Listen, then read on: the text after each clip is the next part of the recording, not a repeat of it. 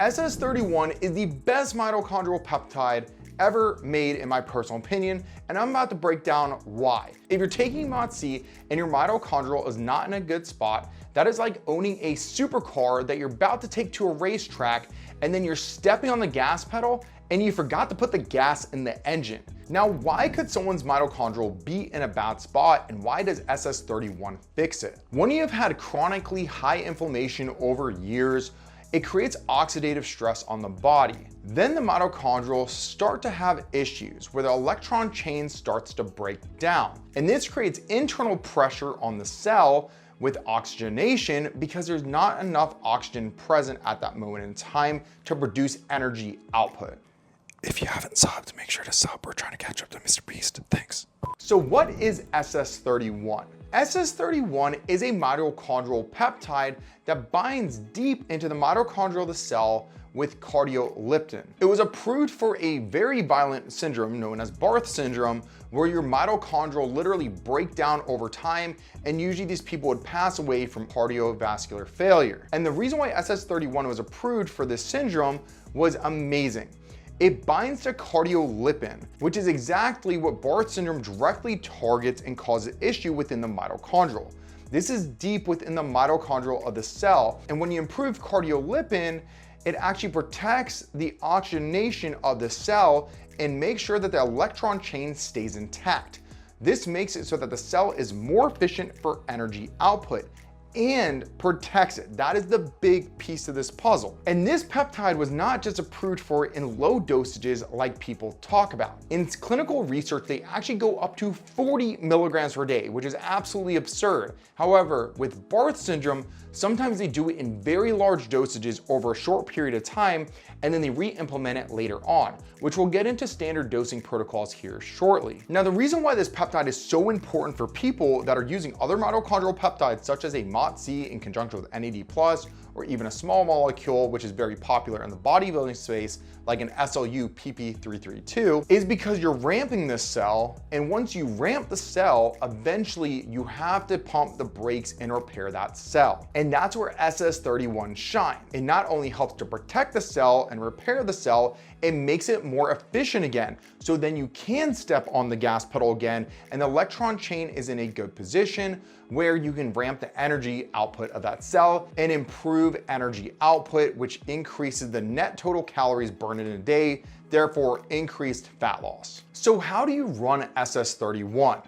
Well, in my personal experience, I don't think that anything below 2 milligrams to 2.5 milligrams per day is effective. That is the lowest dose. However, in my personal experience, in my personal opinion, it should not be run in lower dosages under 5 milligrams to 10 milligrams, which the medical dosing is usually 10 milligrams per day for a month, 4 weeks to 6 weeks. So this is phase one, where you're going to repair the mitochondria. And during this time, I do like running NAD+. I think it's low hanging fruit. As long as you don't have methylation issues, it's a great add. Or if you don't want to do NAD+, a supplement known as NMN is great. It is a oral form of what people would call NAD+. It's a precursor that converts to NAD+ later on down the road. The only downside is the half-life is very short, so you have to do it 2 up to 3 times per day to still get the same bang for buck out of that injectable NAD+. And if you really want to take advantage of NAD+, this has been proven time and time again that NAD+ intravenous drip, or NR intravenous drip, is way more effective than doing either oral NMN or injectable NAD+.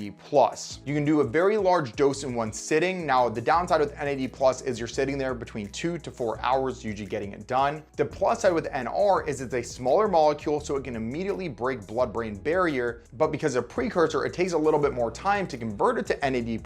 However, the major plus side with it is you can do it within 25 to 30 minutes, which I've personally done, and you get 20% higher yield of NAD+ than taking the direct intravenous NAD+. Only downside with NR is the price behind it. On top of that, really weird, my skin actually drastically improved when I did an NR drip. The inflammation that I was having on it subsided down. I actually talked to my doctor about it because in theory it shouldn't really do it, but it also secondhand could. And I saw it over and over again happening, and not just with myself, but with my clients as well. If you're liking these in-depth guides with up-to-date studies, I want to invite you to join my Skool community where we do just that. I even go on live calls every Wednesday. We have classroom settings and an awesome community where people just ask the right questions and they get real answers. Now, phase 2, we're ramping up the mitochondria of the cell to try to improve fat loss. Now we finally get to add in that Mots-c to see if it finally works for us. We added Mots-c pre-training or pre-cardio at 500 micrograms per day, and we still do our NAD plus every other day. And now all of a sudden, it feels like rocket fuel in our body. We have higher energy output in high stress environments, and boom, all of a sudden, we're seeing weight shedding back off, energy improving, and we're feeling great. This is where the magic happens. When you're improving cellular function throughout the entire year, not just one part of the year, the entire year. You're reducing inflammation, you're improving energy output of the cell, and you're also protecting the cells. This is where longevity happens. It doesn't just happen from taking a peptide and all of a sudden you're going to live longer. Making sure that your cells stay intact and that you stay healthy not only improves cellular function, but it improves the entire body, such as your organs. And that's where SS31 is also being studied further. SS31 has been showing very promising data on protecting your renal function, so your kidneys, your cardiovascular function, your heart, and including your brain function.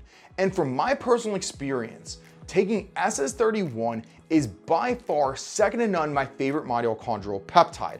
Not only does it improve my energy output every single day that I take it, but it's improved my sense of well-being. And since I've run it, which is actually over a month now, my Graves' disease has been in remission and my heart rate has actually been 10 to 15 beats lower than it used to be. Why is that? Because my cells are literally functioning better and have improved energy output. So we're running our Mots-c protocol at 500 micrograms every training day, so 4 or 5 days a week. Some people are going to take it up to 1 milligram after about a week or 2 weeks. How long can this be run for? Realistically, this can be run for around 8 weeks up to 12 weeks before you want to pump the brakes and roll back into that SS31 again to repair the cellular function. When you are in that repair phase, this doesn't mean just stop training. In fact, it should actually improve your energy output, make you feel better. During this time period, if you are slowing down on that weight loss process or trying to improve your health markers, you should try to improve all health markers. It's not just one thing. This might be a time where if you have not been doing cardio, adding some cardio in to strengthen your heart, so when you ramp those cells back up, your heart's stronger and you have way higher output when you're doing it. A good way outside peptides to maintain your health is actually supplements. And this is where Morphogen Nutrition really comes into play. I personally have been running Prime and Omega from them for literally 10 years now. And all of my clients run these two as staples no matter what. In Prime, you have CoQ10, PQQ, and MitoPure to improve your mitochondrial health. You have NAC to improve detoxification pathways. You have ALA that will improve lipid profile. On top of this, the Omega product is a non-oxidizing Omega, so it doesn't go bad. That's one of the issues with fish oils is they can spoil. But it comes with D3 and K2, which is extremely important because D3 is a hormone in the human body. That is one reason why sometimes people are taking D3 and they're not seeing an improvement in labs. K2 helps with the uptake of D3. These are also active forms of it. And for most people, these two supplements are gonna cover 80 to 90% of your health bases besides just diet and good training and lifestyle habits. So there you have it. That is the framework. SS31 for 4 to 6 weeks, followed by Mots-c for 8 to 12 weeks. You can have NAD plus and retatrutide in the mix the entire time. And then keeping your supplements in check year round, in my personal opinion, is extremely important. If you have any questions, drop it in the comments down below and we'll see you guys in the next one.